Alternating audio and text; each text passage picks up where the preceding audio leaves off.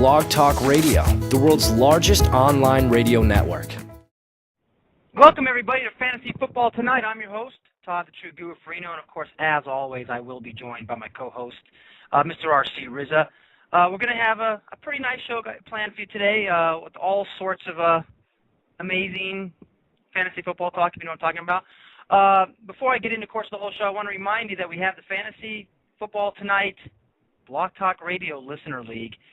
We had 4 signups come through from the last show. I believe we have 4 spots left. I'll probably consider expanding it to 14 teams. We got 4 spots left, so if you'd like to get into that, just email me at todd@fantasyfootballfetch.com, or, of course, you can email RC as well at junkyardjake@yahoo.com, but probably better to go todd@fantasyfootballfetch.com, and we will get you into the league. 4 spots left. It's a highly competitive league. We had 2 leagues last year. We will open a second league up if demand gets crazy, which it tends to around this time. People start coming in. So just go ahead and get your bids in now. If we do go to a second league, we'll likely open up the second league as we've done the last 2 years. Also, don't forget, visit fantasyfootballfetch.com. We just got that site redesigned. It used to be Fantasy Football Search. If you go to fantasyfootballsearch.com, they'll take you right there, of course. We tried to build a little bit more user-friendly site. We really wanted to get the fantasy manager's input on the sites you use. We have a lot of sites in our directory. Find your favorite site. If it's not in there, certainly submit it or email, go to the contact page and let me know of a site that you'd like to see in there so we can get it in there for you. We'll do that right away. And then leave reviews. And every month we're giving 3 $50 prizes for anybody who registers and then leaves a review. All you got to do is leave one a month, and you'll be eligible for the prize, $50. 3 of them. We'll be handing them out starting in August because the site just launched now, so that will happen through August. So, but if you leave a review in July, that will qualify as well. All right, well, we're going to get to the news, of course, of everything that's going on in the world of fantasy football. It's been a little bit crazy a week. I mean, sometimes you got to slap your mom. Listen, I'm not going to sit here and I'm not going to pretend like I'm going to defend my boy, Des Bryant, but sometimes you got to put your mom in your place. If I did that to my mom, an Italian mom, I probably wouldn't be talking right now. I'd probably have my jaw wired shut. So how he got away with it, maybe it's because he's a 6'+", huge, 3% body fat wide receiver. Who knows? But that's Des Bryant for you. That was a little bit of the news. I'm going to wait to get into the remaining news until I can get RC in the show. But we're going to open up the show with a little bit of draft strategy talk because I think I don't know for sure how much this is covered in the podcast world of fantasy football because I really don't listen to any other podcasts except for my boy Jeff Bogus. But I'll tell you this right now. By the way, he does a podcast, FantasySportsEmpires.com. Please check him out. Tell him Todd sent you, and he'll give you a huge hug, and if you're a girl, a kiss in the cheek. All right? All right, you can hear about that. All right, so here we go. Draft strategy. Now, I know RC is going to come in on this, and he's going to debate me on it, but for years, I've kind of ran off a philosophy. I wouldn't say for years. I'd say for the last couple of years. I ran off a philosophy, and as many have, of draft. Make sure you draft well for the playoffs. Make sure you look at your starting quarterback and, make sure he has a decent schedule in the playoffs. I mean, that is always, critical. And, but this year I've looked at, and especially after some of the experiences that we had last year, I've kind of come to a different conclusion. And it's a 2-pronged conclusion. Let me see, do we have RC yet? Good. So maybe I should keep him muted so he can't argue. No, he can argue. I'm just kidding. RC, what's going on? Hey, what's up? All right, I'm about to get into our opening conversation about draft strategy. By the way, if you're in the chat room and you have a question, we won't necessarily break right out of character to answer the question, but we will definitely get to it as soon as an opening becomes. So please post your questions in the chat room. Eventually this stuff gets really busy, but we always make sure we get to all of them. All right, anyway, so here's the 2 things I want to talk about with draft strategy, because everyone's getting ready. Drafts are getting ramped up. Some have already started, I'm sure, but really, RC, when we get into August, that's when the drafts really get hot and heavy. And here's my problem with the draft strategy of drafting for the playoffs, okay? In my opinion, now, I mean, again, I'm gonna pat myself on the shoulder a little bit. I'm gonna talk myself up a little bit. But last year I was in 6 leagues and made the playoffs in all 6 of them. That's how I roll, RC. I won 3 of them, but I made the playoffs in all 6 of them. And I realized last year, I mean, I've always known this, but it really dawned on me. It's like it is a lot harder to get to the playoffs than it is to actually win in the playoffs. or because it's, you got 12, 14 games, however, whatever your league plays, that that, or 13 or whatever it is, depending on your playoff system, that you have to play through just to make the playoffs. And then you have a three-season playoff. So my point is that forget the playoffs, forget them, not forget them forever. Don't worry about them as much during the draft. Hey, if you can make that choice, if you can sit here and say, yeah, you know what, wow, I want to take this quarterback because he has a skate season in the playoffs, I would not worry about that anymore. And here's my case in point, and then the second point I'm sure we'll agree on, but then I want you to rebut this if you don't agree. Here's why I say do not consider the playoffs. Number one, if you're not there, who cares, right? Okay, there's number one. If you're not there, who cares how good your quarterback's going to do in the playoffs? Because if you don't make it there, you don't make it there. Number two, that team, your quarterback might play the Steelers in the first round, but that Steeler team can be beat up in garbage come week 14. Okay, so you know what I mean? I've seen it happen before, and plus that quarterback could be, so seasoned at that point in the season and just firing all cylinders. It won't matter what team he's facing week 14. He's going to beat them. Also, if you plan for the playoffs and you have, say, for example, Peyton Manning from 2010, all of a sudden he's not even playing. So who cares what team he's playing? I mean, that's a totally different strategy. I know, RC, I'm making a kind of a different strategy because we always have to plan for the 15-1 Aaron Rodgers teams, the 15-1 old school Peyton Manning teams. But I mean, the reality of it is that you need to get there, and the way you get there is by drafting for the season, and then anything can happen in the playoffs. So that's going to be the first point. And then the second point is, and this one I think you'll kind of agree with this. I'm going to have a focus this year on drafting the best available players when it comes to the deeper part of the draft, and not just going, oh, I better have 4, running backs, or let me grab, this guy. No, get the best available, because I guarantee, RC, you might end up with 6 wide receivers on your roster. Odds are, with injuries and bye weeks, you might use them all. And, and also, secondary point, odds are you're going to cut them anyways. But it's better to get the best available players than it is to say, I better make sure I have, 4 running backs. I mean, certainly cover your position, but if there's a very good sleeper wide receiver out there and a so-so running back, I'm going to say go for the very good wide receiver, because odds are you're going to need that depth in the season. So let's cover the first point. Do you disagree with me on drafting for the playoffs?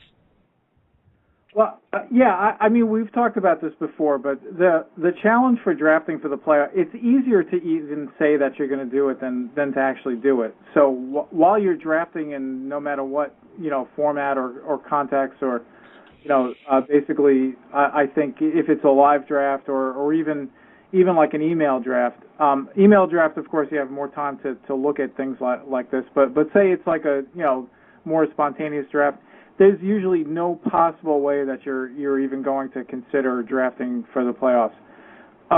However, I do agree with you that it should not be like a primary consideration, but like we've discussed before, I think if you were faced with a choice between 2 close alternatives in terms of, like a certain position, like there's probably a good example this year with going around late second round or mid-second round, DeMarco Murray versus Jamal Charles, for example.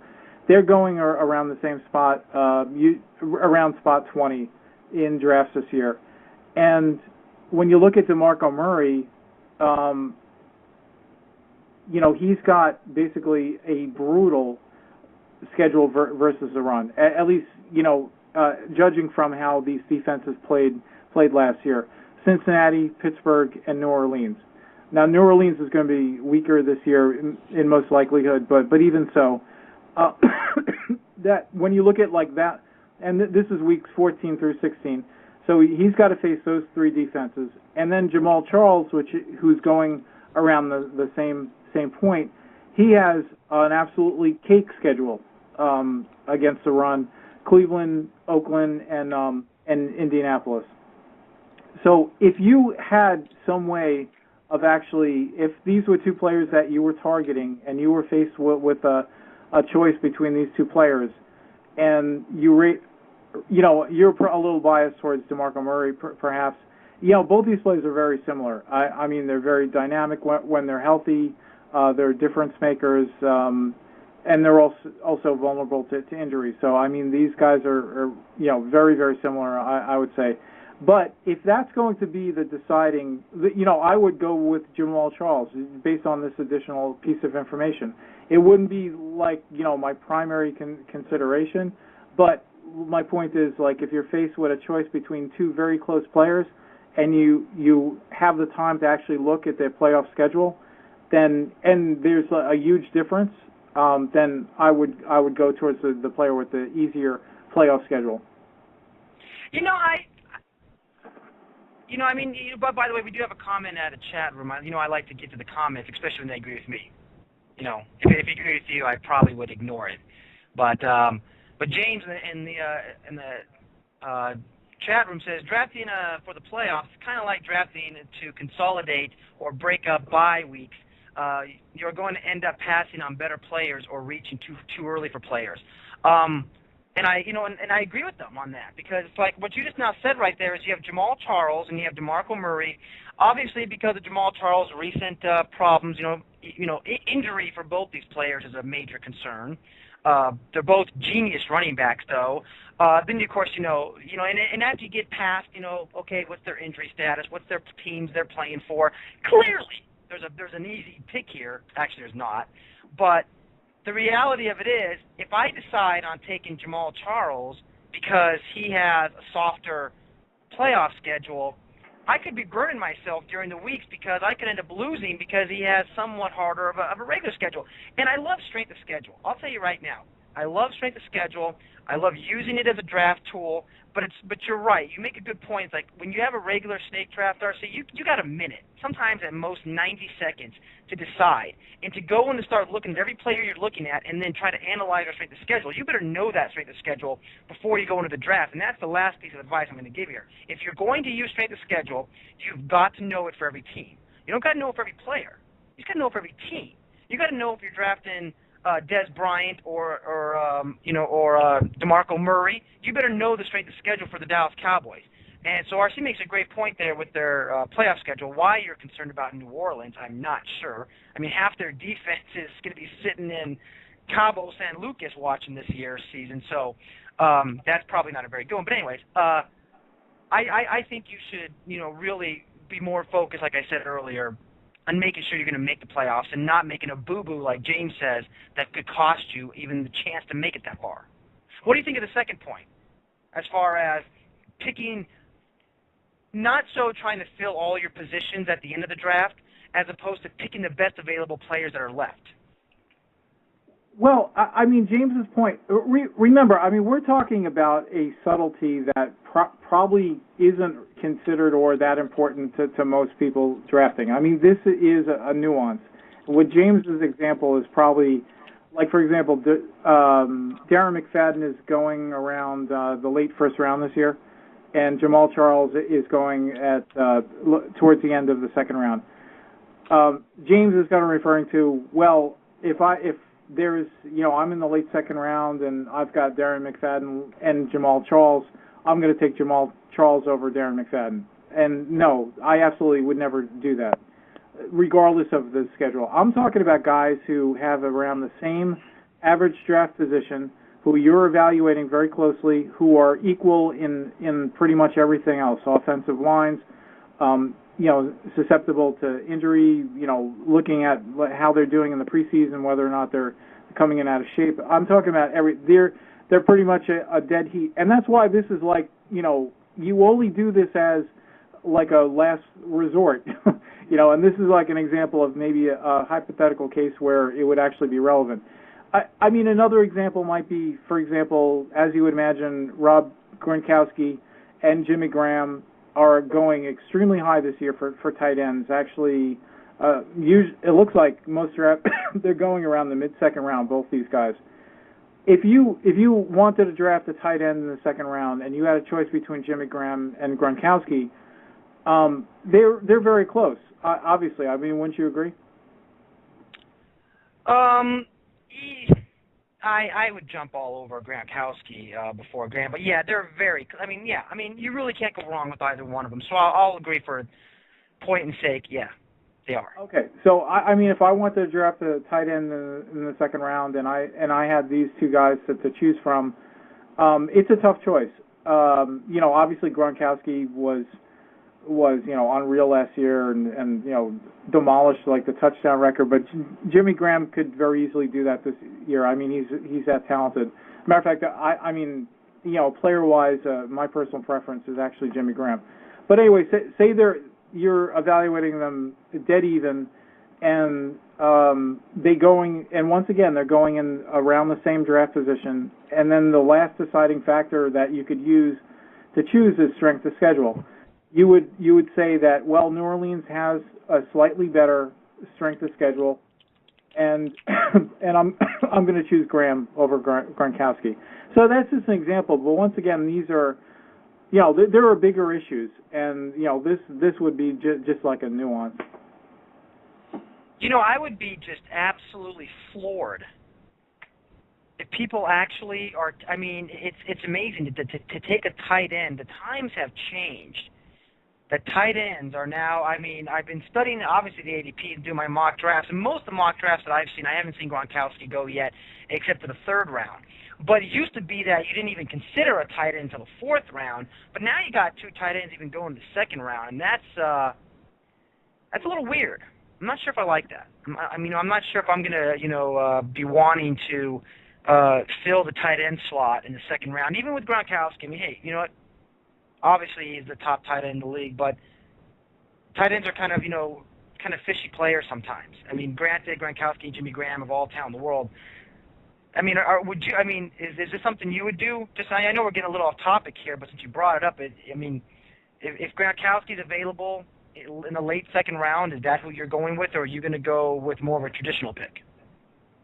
I think this year is very strange in terms of those two exceptional players, because in years past I don't think they are their average draft position is the mid-second round, and I think that's unprecedented. I mean, in previous years, like when Antonio Gates was going good, and you had say a little further back than that, you had Tony Gonzalez and Antonio Gates to choose from. They were usually the top guys.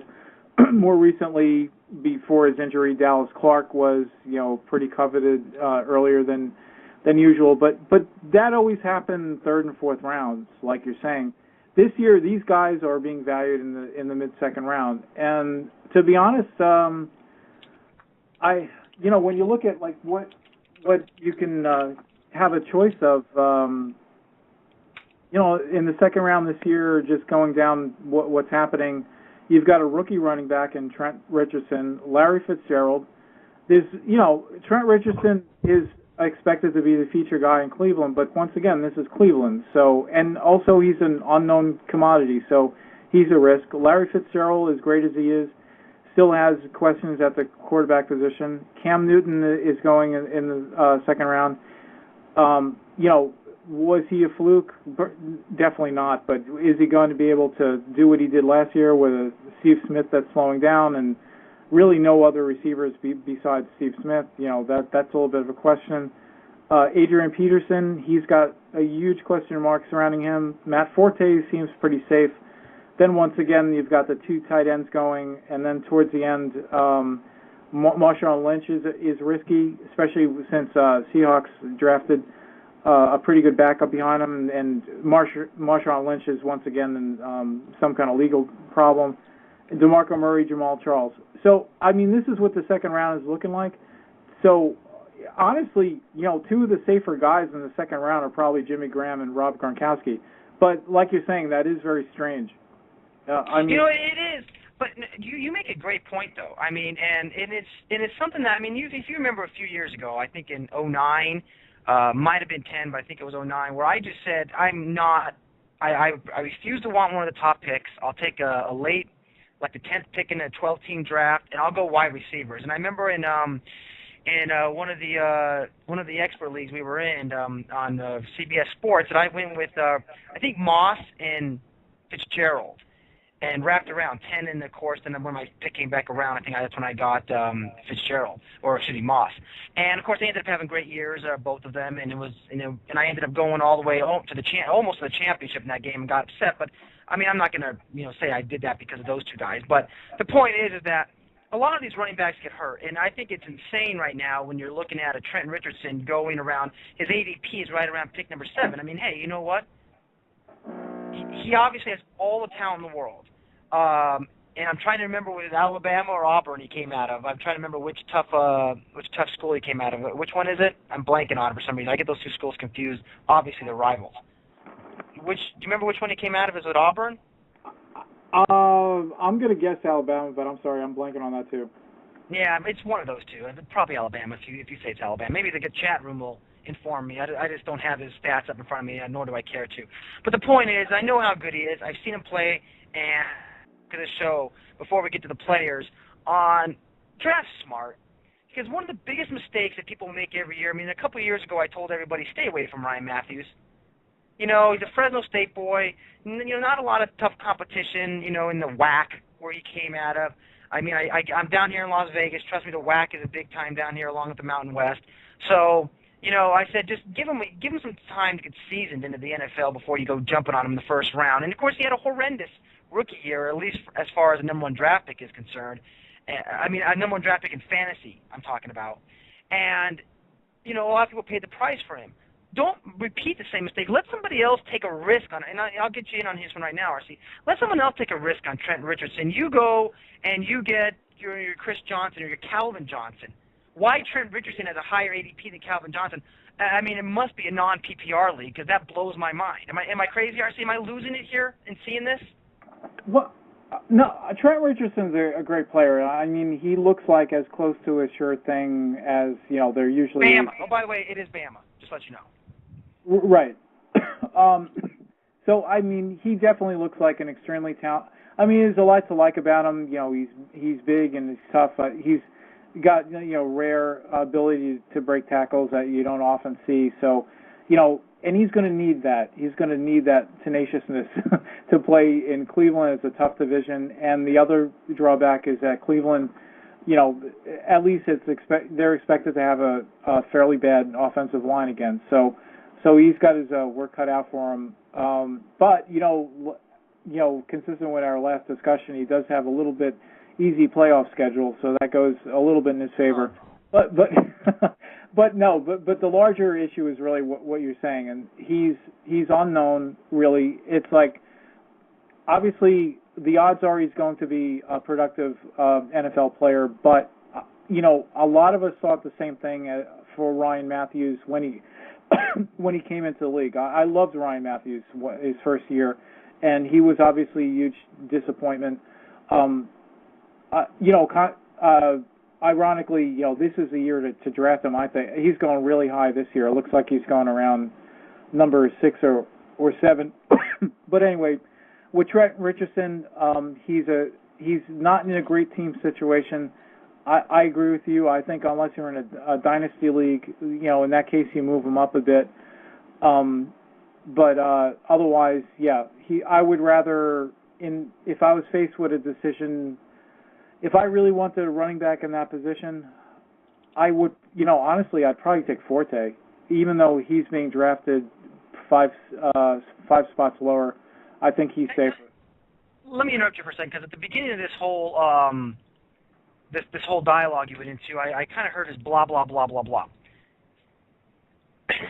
When you're talking about Trent Richardson, okay? You can sit here all day to me and tell me how amazing of a running back he is. And I can sit here and I can point out to you how awesome Ryan Leaf was in college. I know I'm comparing a running back to a quarterback, but that's the best I can do at the top of my head, and that guy's a nut. So, it's a perfect example in my mind. But, you can't sit here and defend taking a chance on a Trent. Unless it's the most outstanding running back in the history of mankind coming out, like a Michael Jordan of running backs coming out, I don't agree ever taking a chance. I mean, you need to have your first-round draft pick perform. That's just the way it goes. If your first-round draft pick doesn't perform, it doesn't mean you're not going to make the playoffs. I mean, guys, we do it all the time. And people lose first-round draft picks all the time.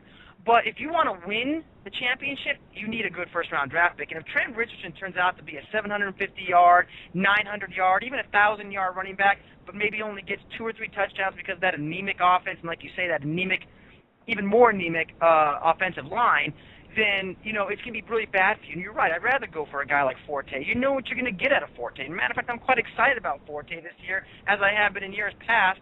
You know, so, I mean, I don't know. I just think it's a little crazy. So I do apologize if I sounded a little bit tough on you there. No, I'm agreeing with you if you didn't notice. I'm not saying that you should run off and draft Trent Richardson. I said that if I was faced with a choice at the end of the first round and Trent Richardson was still there and Matt Forte, who, you know, because I like to keep close to average draft position, Matt Forte is being valued about 5-6 spots lower. And if they were both there and I wanted a running back, I said I would take Forte, so I'm agreeing with you. You know, we got Walkie Talkie. I know is one of our standard listeners from last year. He's disagreeing with me on Trent Richardson, and he's comparing it, you know, to Peyton Hillis having success there. And that's a great point. And I'm not sitting here saying that Trent Richardson isn't going to have a 1,500-yard, 12-touchdown season. I mean, that would qualify him without a doubt as a number 1 draft pick. You know, just the minute that was the minimum he got. What I'm saying is that, you know, I've always preached this, is risk versus reward. You're going to take a large amount of risk. You know, with the running back that's going to come out, he hasn't learned how to run in the NFL yet. You know, it's a little different when you're running college ball. That's why you can run options all the time and have a great day with them. You can't get away with that stuff in the NFL. And, you know, in linebackers and defensive schemes, they're going to screw with you just like pitchers screw with young hitters or veteran hitters mess with, you know, young pitchers. You know, that mind game is going to take some time to get around, and normally it takes a full season in the NFL, even for a quarterback, to get around defensive schemes and a linebacker faking and all that great stuff. So I think the same thing happens to running backs. Some running backs, you know, obviously advance a lot faster than others. Some learn a lot faster. I'm not saying Trent Richardson can't learn fast. You know, I mean, he's from Bama. I'm just kidding. I hope there's no Alabama fans in the and listen to podcasts. I mean, I'm UNLV. I got no talking space. But the point is that I just don't take a risk. And I get the for sure play. I get the Chris Johnson, granted, that's a really bad example from last year. But I get the Chris Johnson. I get the Matt Forte. Frankly, as far as I'm concerned, I get the Calvin Johnson. If you have Calvin Johnson, let's just bring this up, and we'll move to the rookies after this. If Calvin Johnson's sitting there, I mean, why would you take Trent? Who would you take? Pick 7, sitting right there. You got Megatron and Trent Richardson. Who do you take, RC? Calvin Johnson is going around number 5, and Richardson's going 12. So that wouldn't even be an issue for me. What do you? No. You got to look at I look at mockdraftcentral.com. Check them out, guys. Tell them Todd and RC sent you. I'm looking at Mock Draft Central, and right now you have Trent Richardson. Average his ADP is 7. Calvin Johnson's is 8. Yeah, I use a combined version, which I think is probably more appropriate. So not to, you know, and the thing is, you have no idea what's going to happen. You could have crazy people in your league, you know, and they could basically, you know, draft Jordy Nelson number 4. So you have no idea what's going to happen. But in general, I'd rather use like a combined, you know, average draft position. So I'm not just looking at one. So across, you know, like, you know, multiple average drafts, what's happening is that Calvin Johnson's going around number 5 and Richardson's going around number 12. So for me, that wouldn't even be an issue. But, you know, going, you know, specifically about Trent Richardson, another thing that kind of undermines him a little bit, you know, and there's always kind of like the appeal of like the new shiny rookie and, you know, all the optimism. One thing you got to consider, though, is that, you know, at Alabama, Richardson was Mark Ingram's backup.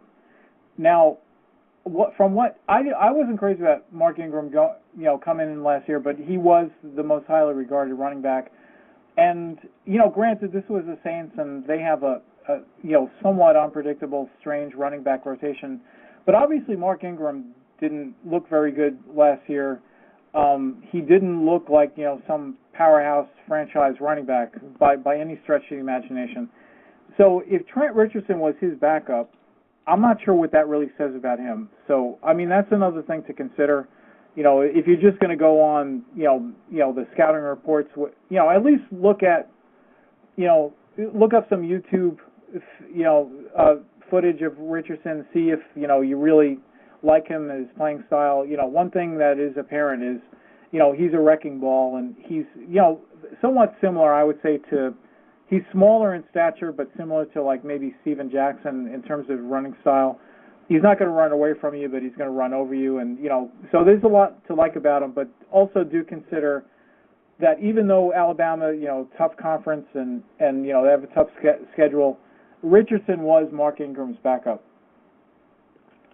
Yeah, I mean, and you're right. We were all over Mark Ingram last year, but of course he wasn't even really being taken the first round. He was more, I believe, if I remember correctly, late second round, early third round, and he still proved to be a fantasy dud for the most part throughout the season. Especially, he did take a little injury there last year, so that kind of played into it. But and Primetime makes a point in the chat room that it is the easiest transition, position. Running back, it absolutely is. I mean, basically you have your lanes and you run in them and you make your moves. But I mean, there's running styles that basically defenses are a lot faster in the NFL than they are in college. That's fact. I mean, the speed of the game is way faster.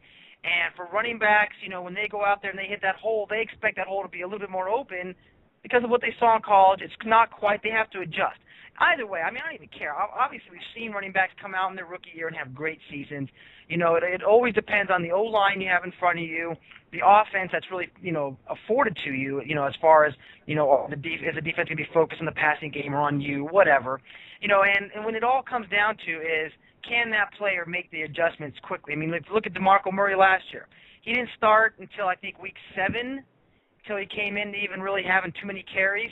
And, by week 8, he was blowing it up. I believe it was week 8, or maybe it might have been week 9. But whatever it was, he started blowing it up until he fractured his ankle.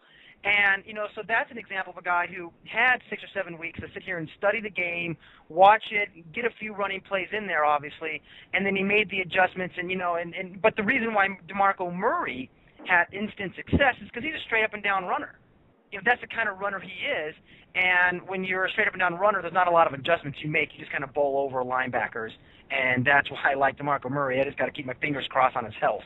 But anyhow, we're digressing from the the original conversation, so we'll see how Trent Richardson ends up playing. I'm not saying I wouldn't take him in the second round, mid-late second round. I'm just saying, if you want to take a risk, take a risk. If you want to put your whole season, or at least a good chunk of it, on a rookie running back, do it. Let's find out right now in the chat room. All you guys in the chat room, let me know, would you take Trent Richardson in the first round? I'm not saying with the 7th pick. I'm just saying the first round. Let me know what you guys say. In the meantime, RC, did you have any news you want to get to before we get to the rest of the NFL draftee rookies that we're going to spotlight? One more thing about DeMarco Murray. One thing to consider, not that this should be like the whole picture, but going into last season, I think we both liked DeMarco Murray. Obviously there was something not to like about it, and that was really the ambiguity as to whether or not he was ever going to see the field. And certainly that was a big question until later in the season when we finally got to see him. But also pay attention to, their 40 time. DeMarco Murray, and, some players will time, they'll just have maybe some lingering injury that will slow them down. And, so they don't, at some points, you can't really just consider what they did at the Combine or Pro Day because it's not completely indicative of, their speed. But DeMarco Murray last year was clocked at 4.37, and this is a big running back. I mean, this is ideally what you want to see. I mean, there are some workout warrior guys where they just, they're track stars and they don't know how to play, and they don't have good vision. But so you also need that stuff too to be a good running back. DeMarco Murray did have that stuff. Plus, he had the best speed. I think. There might have been one guy that was a little bit faster. So, but this was a guy that 212 pounds, ran a 4.37, and Mark Ingram is 5'9", so he's short, he's compact, but he ran a 4.62 last year. So, you know, if you wanted to use that one dimension as like a future predictor of what was going to happen, that seems to be pretty accurate. So that's just one other thing to consider when you're looking at rookie running backs. Absolutely. All right, I'm not disagreeing with you. By the way, in the chat room, it was, I think, a 4-0 vote. No, they would not take Richardson. So we got a pretty smart chat room. We got a lot of good listeners. Pretty cool. All right, so any news, or do you want to get on to our we need to cover the rookie free agents and the rookie tight ends that were drafted? Yeah, so, you know, the big news that we didn't mention last week was, of course, you know, everyone knows Matt Forte and Ray Rice inked long-term deals. So there's no threat of them holding out. So that's good news. So you can, you know, maybe move them up a little bit on your draft sheets. And conversely, Maurice Jones-Drew looks like he's causing a little problem with, he may want to hold out, you know, even though he's under contract for the next 2 years. So that's something to keep an eye on. You never really want to, you know, especially as high as Maurice Jones is going this year. I think he's going around number 6 or 7. Does that sound right? He's going around number 5, yeah. Okay. Yeah, I get. I'm getting number 7, but whatever. It's very high. So if he's going to hold out, you definitely need to move him down. Andrew Luck, the rookie quarterback, signed for the Colts, so that's good news. So he'll get to camp and he'll be able to prepare, which is, you know, so essential for a rookie quarterback, obviously. Marshall Lynch looks like he got into trouble again, like we mentioned. It looks like another DUI. He does not expect to be suspended for it. Well, that remains to be seen. You know, once again, they have Robert Turbin right behind him. Even if Lynch, you know, Lynch to me, obviously he was a huge surprise last year, but I don't have a lot of confidence in him. And certainly with this new infraction, you know, he moves further down my draft sheet. I mean, what's your feelings about him? No, you know, Marshawn Lynch, you know, he's a good running back when you get him at a deal. And last year, a lot of people got him at a steal, and he performed very well and, you know, awesome. This year, you're not going to get Marshawn Lynch at a deal. And with the fact that he has his DUI, I highly doubt that he's going to avoid a suspension with his past legal problems. So I assume naturally he'll get at least 1 or 2 games. You know, also assuming he appeals it and that works at all. But he's going to be looking at probably at least 2 games minimum, and that obviously is going to hurt his value. I do not see him still going around the 12th pick. Furthermore, I really would kind of try to steer clear as much as possible from the entire Seattle offense. I mean, granted, again, Marshawn Lynch could have, you know, a decent year this year, you know, just like he had a great year last year. But, you know, with what they're doing there, I just would, unless it's a steal of a pick, I stay away from it. And Marshawn Lynch, you know, I'll be honest with you, I'd rather have Trent Richardson than Marshawn Lynch. There you go. I just said it. I totally agree. Eric Decker, you know, obviously he's got Peyton Manning throwing to him this year. He I think, you know, pretty safe to say broke out last year. He actually ran with he was working out with Larry Fitzgerald.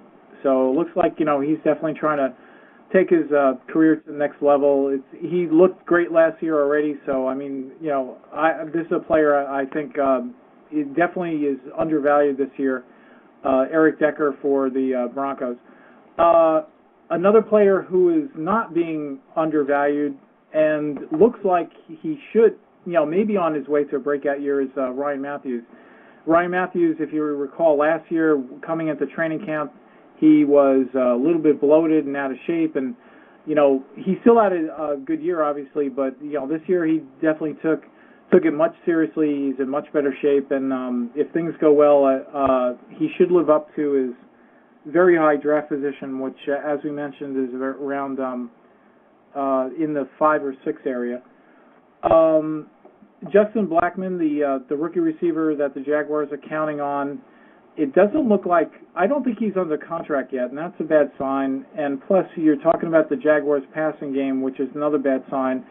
So I think many scouts kind of like rated him as the top receiver. I don't see it that way at all. I think he's going to be, that in conjunction with his, he's also had legal problems. I mean, I think Justin Blackmon's a guy to stay far away from, actually, this year.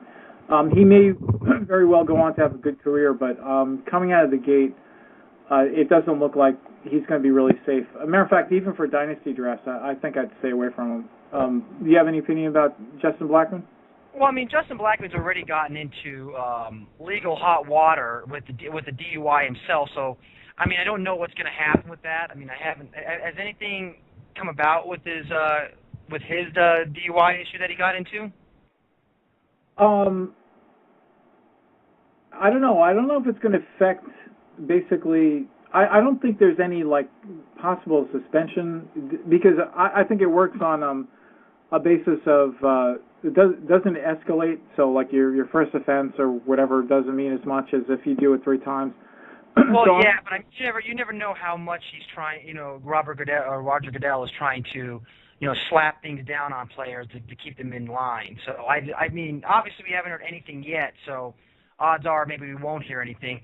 But either way, right away when a guy enters the league and gets into legal trouble, it does concern me. But he is the most talented receiver coming out. The only problem is, like you said, it's Jacksonville. And, Blaine Gabbert. I mean, how do you feel, if you're going to feel good about, Blackmon, then you have to feel good about Blaine Gabbert. Do you feel good about Blaine Gabbert in the second season? Oh, geez. I mean, I felt a lot better about him going into last season, but that's just another case where quarterbacks are absolutely the most unpredictable because it's such a position that depends not just on your raw skills. Like you mentioned, Ryan Leaf from the 2000 draft, which is probably the most notorious bust in NFL history. And when he came into the league, I mean, he just had a cannon. I mean, so he basically looked like Dan Fouts in terms of his ability to throw the ball down down the field. But obviously there was a lot missing from his game. One important thing, commitment, you have to look for that. But with quarterbacks, you need to be careful. They have to be extremely smart. I mean, so we talked about 40 times speed, looking at that for, running backs, certainly wide receivers and tight ends. There's another way to evaluate quarterbacks, and I'm not sure how consistent this is, but, if you're in a dynasty league and you're trying to draft the right quarterback, also consider Wonderlic scores. That's kind of like the IQ test that the NFL gives, and but that's a big part of the quarterback position. I think that might be some of what Blaine Gabbert is missing, his ability to read defenses and react correctly, and so given that situation, I'm not high on Justin Blackmon. Mike Thomas is a decent receiver, but he's never going to be a number one. No, I'm not optimistic that. I would rather see. I think Chad Henne might actually win out that position. Well, I mean, I'm not going to say it's going to make sense, but I mean, yeah, Chad Henne obviously has the proven skills to do it, but I mean, they put a lot of investment into Gabbert. I think that they're going to give him all the chance in the world. I mean, he obviously didn't get. I don't believe he bought a full season in last year. He did not start the season, did he? No, I think he took over around, I don't know, maybe it was week 3 or something. But still only getting around 400 plus attempts in the year and not breaking 300 yards. Well, I guess the 400 attempts is not too shabby, but not breaking 300 yards in any games. I mean, it's part of the system they have there. I mean, obviously it's Jacksonville. They have a great running game there. They've been known for years having a great running game. It's just a matter of with Thomas now and Blackmon there, is that enough for him? With the wide receivers, probably not. I mean, but I kind of like Blaine Gabbert. I mean, I think that with his arm and the way he does play, that he can have potential. But you're absolutely right with his Wonderlic scores, and can he adjust when the defenses adjust to him? Last year, he didn't show that. Even in the final week of the season, playing for nothing and playing against a team that's playing for nothing, he had a tough time, and they ended up barely getting by in that game against Indianapolis. So. It's out to be seen, but again, you kind of have to take a quarterback and you got to give him those first 16 games and say, here's your first 16 games. Well, he's not going to even reach game 16 in reality until the second or third week of the season. So we'll see how it goes for for Blaine Gabbert, but yeah, I'm not. Just based on that offense, I'm not going to go crazy for Justin Blackmon. How about Michael Floyd out of Notre Dame? He was the first-round pick by the Cardinals, so he's obviously going to be joining Larry Fitzgerald, and that's a pretty nice guy to have on your shoulder to learn from, isn't it?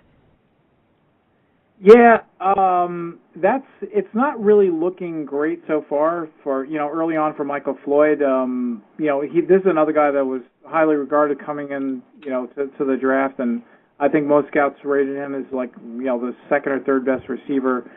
And, the receivers this year kind of fit into like classes of, huge, like 6'3", 6'4", powerful receivers, and then, shorter, kind of shiftier receivers. He definitely is like one of those huge, powerful receivers. Problem is, so far it's not going well for him, I think, over in Arizona, where I think he's buried on the depth chart around number 4. So he's another guy along with Justin Blackmon that, in my opinion, you should stay far away from. Because he can't beat out Andre Roberts and early Doucette so far. So that can't be a good sign. That's subject to change abruptly. So if you like Michael Floyd, keep an eye on that situation. But it seems to be a case where he's not really maybe picking up the game as quickly as they expected him to.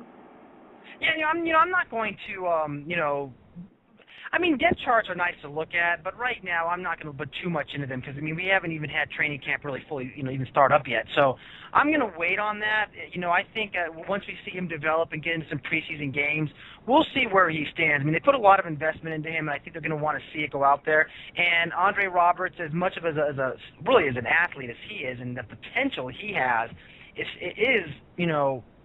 out there. I was pretty high on him last year, and he disappointed me. I'm not going to give up on him this year, but I actually don't expect Floyd to actually, and either do they in the chat room. They're not thinking he's going to start either, but he can definitely wrap up the slot position.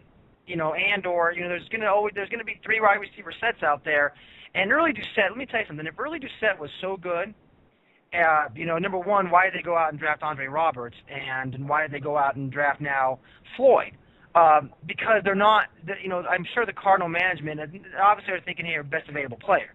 But they're also thinking, this is the position we need to fill. We need to get somebody with mad skills on the opposite side of Larry Fitzgerald. And obviously they feel, and I don't disagree with them, that Floyd could be that guy. It's just a matter of what will he do this year. So I'm not disagreeing with you, but I'm going to leave that door open until we see him in some games. What about, let's go to Kendall Wright. First-round pick of the Tennessee Titans.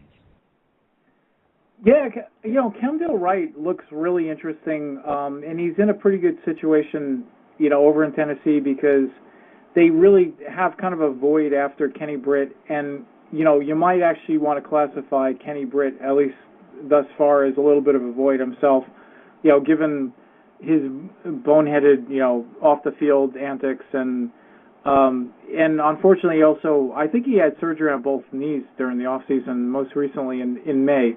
So Kendall Wright comes into a situation where they really need him. And he's, as mentioned, there's kind of like 2 broad categories of receivers this year. Kendall Wright is the smaller, very dynamic, shifty, elusive type receiver. He's got great hands, very deceptive in open space, and very good after the catch. So he'll be, if he catches on early, he kind of looks like, you obviously don't want to make comparisons like this, but if you had to compare him to someone, it's kind of like a Steve Smith kind of receiver. All right. No, I can see that. Are you still there? Yeah, I'm here. Okay, I'm sorry. I thought I might have lost you there for a second. We haven't had a loss yet this year. No, listen, being on that team, I'm not 100% sure where he's going to exactly fit in this year. This is a player I have to study. I'm going to be honest with you. I'm not 100% filled in on everything, all the potential he has. He does have to compete with the aging veteran Nate Washington, who had a fine year last year, as fine as you can have with the Tennessee Titans. and of course Kenny Britt. But I think one of the reasons why they got him is insurance for the fact that they have Nate Washington and Kenny Britt. Kenny Britt stays healthy, he can be one of the best wide receivers in the league. You know, and with Matt Hasselbeck thrown to him, assuming Matt Hasselbeck can stay healthy, that'll be to be seen. He'll probably have a pretty decent year. But this is definitely a guy, like you say, who could fit there in the slot position, and so we'll see how his the preseason goes for him. But I like him in the slot position for the Tennessee Titans. So let's go ahead and let's look at the next guy. And this is one I'm a little, I feel all right about him, Stephen Hill. But I know you're going to have a lot to say about him. Yeah, well, I mean, there's a lot to like about him. He really catapulted up the draft charts going into April's draft this year, and he wasn't that well regarded mostly as a function of I think the offense he was in, where they weren't really a passing offense at Georgia Tech, and I like to believe as a Jets fan maybe that's why he was under the radar, because he really didn't get thrown to as much as he would have in maybe other offenses. But the thing to like about Stephen Hill is that his measurables are very similar to Julio Jones last year, where he's a big receiver. He's at 6'4", and he runs a 4.36. At least he did at the Combine this year. So this is something, that the Jets were hoping to get last year with Plaxico Burress. Obviously, that was an abysmal failure, but they needed, a big target on the opposite end of Santonio Holmes. If Stephen Hill catches on and actually secures that number 2 position, they basically have what Plaxico Burress was, maybe not the hands part of it, but another dimension that they were definitely lacking last year, which is someone who can stretch the field. So when you have a big target like him that can also basically run down the field, he could be dangerous if he actually catches on, simulates the playbook and all that stuff. And that's always a big question, but we'll see how that turns out. All right. Well, we have primetime on the line now, so we're going to go ahead and switch gears. Are there any other of these? We had 4 more wide receivers. We kind of covered the tight ends anyways in the first show, Kobe Fleener. But as those last 4 guys, Ruben Randall, Jeffrey Aslan, Aslan Jeffrey, Brian Quick, and Mohamed Sanua. I hope I said that right. Is there anybody in particular you want to talk about before we get primetime in here? One guy that's very interesting is Brian Quick. He was drafted by the Rams, and it looks like he might have the potential to make an impression early because obviously the Rams don't have a lot at the wide receiver position, so he's being depended on to actually maybe be a starter early on. So he's a guy to consider. AJ Jenkins is looking pretty good. He's a little bit of a smaller receiver, but he ends up in San Francisco opposite of Michael Crabtree. In my opinion, I think he has more upside than Crabtree. This is another burner. This guy runs under a 4.4. Ruben Randall is another interesting guy for the Giants, being that they lost Mario Manningham. He's a big receiver in contrast to Manningham, but it looks like he might be able to fill that number 3 role. And in that offense, if it was anything like it was, has been the last couple of years, they throw very often, and the number 3 receiver is relevant. So he's another guy. And also Ashlyn Jeffrey he was drafted by the Bears, another big target, good hands. He's another guy to keep an eye on. He actually, I think, has a chance to make an impression early on. All right, there we go. We got a few more minutes left, so we got a couple of callers. I'm going to go ahead and bring Primetime in. Are you there, Primetime? Hello? How you doing, man? Just go ahead and hold on 1 second because we have another caller, and I want to make sure we get if this is a question, I want to make sure I get this in. Skype caller, you're on the air at the Gurus. Fuck you! Okay. That's what I kind of figured that was going to be. You never know with a Skype caller. All right, Primetime. So last year you gave us your lowdown on the Buffalo Bills. Now this year, I'm going to let it out right now because we haven't gotten it myself, but I'm pretty excited about the Bills this year, both offensively and defensively. So give us your breakdown of the Buffalo Bills, and then we're going to either agree with you or beat you up over the phone. I'm hoping you guys can agree with me here. I'm always optimistic with my Bills every year, but it seems like maybe the last 12 years I've been wrong. So this year I'm definitely looking forward to this season. Most of the moves I think that is going to be helping them may not be fantasy impact, but that's on the defensive side. Bringing in Mario Williams, Mark Anderson, that's definitely going to improve the pass rush to get to guys like Brady in the division, and and hopefully beat New England twice this year.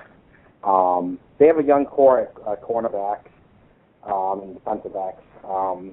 They have a guy, Aaron Williams, and the rookie this year, Stephon Gilmore. Both guys I think may step up and actually beat them up the top two corners over guys like McGee and McAlvin. Both those guys do have injury history, so I think the youngsters may push them and be actually starting this year. On the defensive side, the only thing I'm worried about is probably the linebacker core. They're led by Nick Barnett, but after that, there's not much they're working with. Let me ask you really quickly. I mean, from a standpoint of a fantasy defense, I mean, the Bills had some great games last year and were pretty much a stud defense last year for a lot of people who picked them in the free agency. Are they going to be that much better this year, even with the fact that they got to face Tom Brady twice a year? They played last year. They beat New England once, and they played the other one somewhat competitive. With Miami and the Jets in the division, they're not super offenses that be able to put points on the Bills, and they definitely have some young quarterbacks, Miami and the Jets. So I think with the pressure that Mario could produce and help young guys like Marcel Darius and Kyle Williams, they may have the best defensive four hands down in the NFL right now. Absolutely. RC, since you guys are division foes here, since you're a big Jets fan, why don't you pile drive him with some questions on that offense? Especially concerning the passing game of the Buffalo Bills. I mean, obviously they have a lot of talent in the running back department, but let's pound them on the passing game. And I think he just kind of took a shot at the Jets. I'm not sure. I don't understand this AFC East talk. Well, first of all, I agree. I mean, picking up Mario Williams is huge, and also, so their defensive line is pretty impressive. Now he's got Mario Williams. They drafted another guy last year, Marcel Darius, who was one of the best regarded interior linemen. He definitely lived up to everything they expected from him. He looks like he's going to be an excellent player. And then, I think they improved, like Primetime said, their secondary with Gilmore. So definitely, adding Williams was tremendous. And for fantasy terms, I definitely think, Buffalo becomes a good option after, maybe the probably the top 7 or 8 defenses are picked. I think, Buffalo definitely should be considered.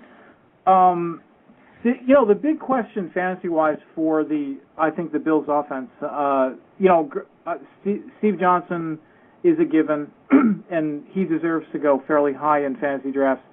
Ryan Fitzpatrick, I'm not really that high. I don't think he's really considered as a number one quarterback in fantasy anyway. But the big question is really what's going to happen between Fred Jackson and C.J. Spiller. C.J. Spiller obviously, finally started to live up to the billing, and he played actually pretty well in spurts last year. Primetime, how do you see that panning out between those two running backs? That's the $1 million question down here. RC. I don't know. It's tough to say. Until training camp comes along, I can't pinpoint anything. Going in look at the past, I may go with Freddie Jackson just because before he got hurt, he was a top 3 running back. He was considered an MVP candidate going before he got hurt. And second half Spiller, was slow at the beginning, but in the last maybe like 4 to 5 games, he tore it up also. From what I'm guessing maybe, you may be looking at a committee here that, no one wants that's in fantasy. So I'm hoping, the Bills will maybe stick with one and, roll the dice with them. Here, let me break in here for a second. I mean, first of all, I'm just elated that, one of the main reasons why I let you guys talk so long is because I was watching the end of the Red Sox game. Are you watching that by any chance, prime time? No, I'm tuning everything off and concentrating with you guys. Okay, well, I just had to watch Cody Ross hit a 3-run bomb off of Addison Reed. Okay, let me ask you this question. That was in the bottom of the ninth inning, so that's a game. Who is going to be the surprise that you feel? Because, you're tight with the Bills. You're in Buffalo. You get the local news. You listen to that's the best information is the local information. You get the local sports talk, especially preseason. Who do you think is going to be the biggest surprise in this offense? Who's going to be kind of like we all know about the C.J. Spillers and the Stevie Johnsons and, and the Fred Jacksons and Ryan Fitzpatricks. But who's going to maybe come out and shine a little bit on this offense that probably won't be drafted but will certainly be picked up in free agency? Give me one offensive player that you really think, or maybe two if you have them. Okay. Right now the Bills are set at number 2, it looks like, for Donald Jones. Not a huge fan of him. He's working good, but I think there's some guys a little farther down that definitely reaches, and these are guys may have some 1 or 2 games in the season. One is Derek Hagan. He seems like he's been working very well down here with Fitzpatrick. And there's another guy that's been injury prone. He's a monster. His name is Marcus Easley. And if this guy could get things straightened out with his health, he could be a great target with his size and speed to be a number 2 receiver outside with Stevie Johnson. What do you think about that, RC? He pulled out a Marcus Easley. I loved Marcus Easley coming into the league. I think it was 2 years ago. He's another. He's a huge target, and he was another one of those guys that ran I believe like a 4.37, at the combine. So he was raw, but certainly when you've got that kind of those kind of physical attributes, that's someone to look at. And I totally agree. He's a guy that could be a surprise, and he certainly seems more talented than anyone that they're considering opposite of Stevie Johnson. What do you think of Scott Chandler at the tight end position? He's actually, I kind of like him. What do you think? Down here in Buffalo, people love him, and what I call him wishy-washy. He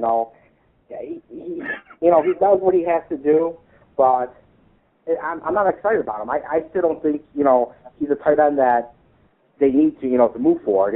He's pretty athletic and he's good in the red zone, but he's not a guy that could stretch the defenses out and open things up in the passing game. But I guess if you're looking for touchdowns, he's your man. But touchdowns, predicting touchdowns on a year-to-year basis is pretty much impossible. So it's a hit and miss for him. Let me ask you, I was going to bring up the tight end situation there, because obviously I agree with you. Chandler's one of those guys where when you don't draft a good tight end, you just say, screw it, I'm gonna take a Chandler and just play him, and I'll get it, just like with the old Heath Miller days, he's still there, but hey, he'll get a touchdown every other game, and that'll just that'll be fine. But you want a little more out of there. Is Lee Smith, the Marshall boy, is he gonna challenge Chandler this year, or is Chandler primarily going to do what he does best and be a blocking tight end? That's what they're going to do with that. They're going to help their offensive line get fit sometime, and he'll stay in block, and he'll work that little middle, 5 or 7 yards middle of the field, and use him as a red zone target. All right, well, I want to ask you one more question. Where are you would you draft? And then after this, RC can ask whatever he wants to ask you. And by the way, this is our first team we're covering. Starting next week, everybody in podcast land, we're going to start going down. So we're going to cover the rest of the AFC East opening of the show up next week. But where would you draft, and where obviously it doesn't really matter to tell me where you draft him. Obviously, his ADP would determine that. But would you draft Ryan Fitzpatrick? You're a Bills fan. You're locked in on them. Do you put Ryan Fitzpatrick this year on your fantasy team?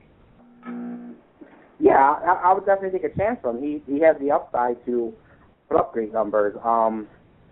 In the first half of the season, he was pretty much top three quarterback. He had passing yards, touchdowns.